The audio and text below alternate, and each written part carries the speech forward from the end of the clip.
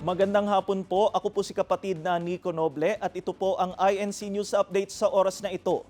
Sa Distrito Eklesyastiko ng Calamba City, Laguna, natipo ng mga church officers sa gusaling sambahan ng lokal ng Banlik upang daluhan ang isinagawang tanging pagtitipon at panunumpa. Layunin ng pagtitipon na higit pang patatagin ang pananampalataya ng mga kapatid at tumanggap sila ng mga salita ng Diyos mula sa Biblia na magsisilbing gabay sa marapat na pamumuhay at pagtataguyod ng tungkulin sa iglesia. Pinangasiwaan ni kapatid na Arnulfo Dacome, ministro ng Ebanghelyo, ang banal na okasyon.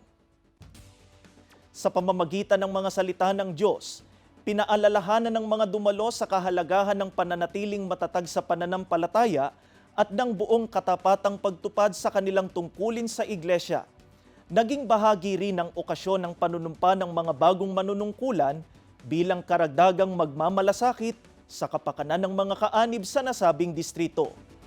Para sa ating anniversary greetings, kahapon nagdiwang ang mga kapatid sa lokal ng Tagumpay 2 ng 16th anniversary ng pagkakatatag ng kanilang lokal.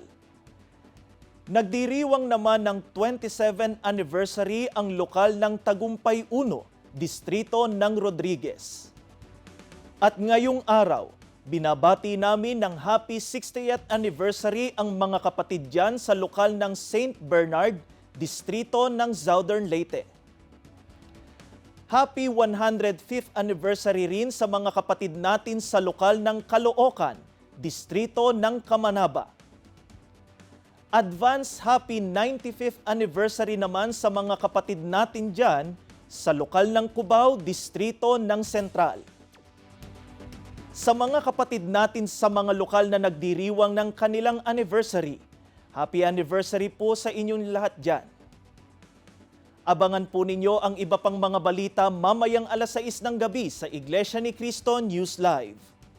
Para mamalaging updated sa mga programa ng Iglesia ni Cristo News, live streams at replays, i-follow niyo po ang aming official Facebook page at mag-subscribe sa aming official YouTube channel na INC News and Updates.